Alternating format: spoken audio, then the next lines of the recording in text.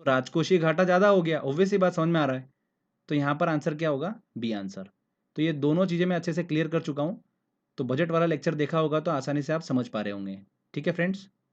Budget जो है वो हमारे संविधान में कहीं पर भी बजट शब्द का उल्लेख नहीं किया गया है।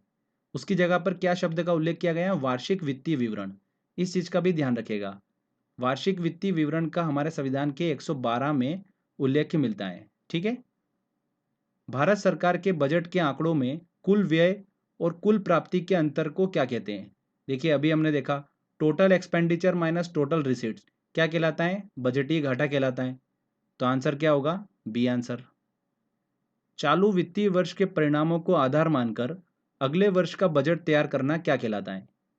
देखिए फ्रेंड्स, चालू वित्तीय वर्ष जो करंट में चल रहा है उसके परिणामों को आधार मानकर अगले वर्ष का बजट तैयार करना क्या कहलाता है? परफॉर्मेंस बजट कहलाता है।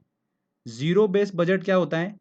कि पुराने वित्तीय वर्ष को सब भूल जाओ, फ्रेश नए सिरे से बजट तैयार करना क्या कहलाता है? जीरो बेस बजट कहलाता है। आउटकम बजट क्या कहलाता है? हर तिमाही समीक्षा करना, तो वो आउटकम बजट हो गया। तो यहाँ पर देखिए, समझ में आया आपको? सी वाला आंसर बिल्कुल सही होगा, निष्पादन बजट। चलिए अगला क्वेश्चन लेते हैं। भारतीय राज्यों में राज्यपाल की नियुक्ति कौन करता है? राज्यपाल की नियुक्ति कौन करता है दोस्तों? राष्ट्रपति करता है।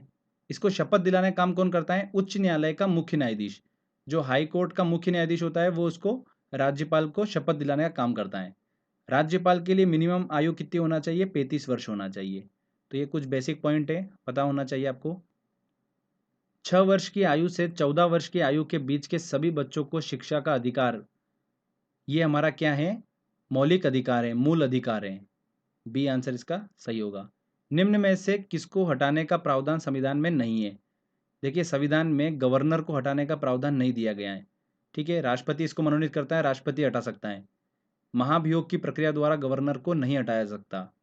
तो संविधान में इसको हटाने का कहीं भी उल्लेख नहीं मिलता है।